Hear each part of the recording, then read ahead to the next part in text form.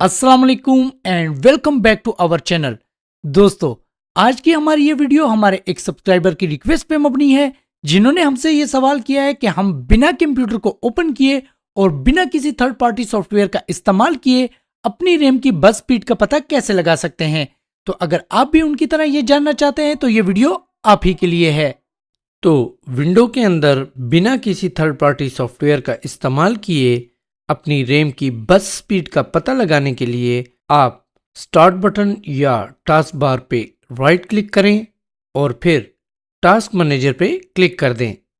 Task manager में आपको कुछ टैब्स नजर आएंगे, इनमें से आपने परफॉर्मेंस टैब पे क्लिक कर देना है।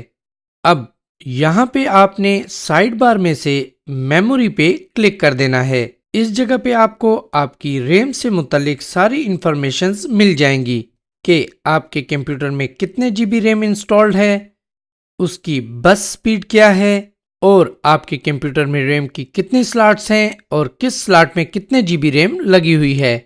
फॉर एग्जांपल, जैसा कि आप लोग देख रहे हैं, मेरे इस कंप्यूटर में 8 जीबी की DDR3 रैम लगी हुई है जिसकी बस स्पीड 1600 मेगाहर्ट्ज है। मेरे इस कंप्यूटर में टोटल 2 रैम की स्लॉट्स हैं जिसमें से एक स्लॉट एम्प्टी है और दूसरी स्लॉट में 8 जीबी 1600 मेगाहर्ट्ज DDR3 की सिंगल रैम लगी हुई है।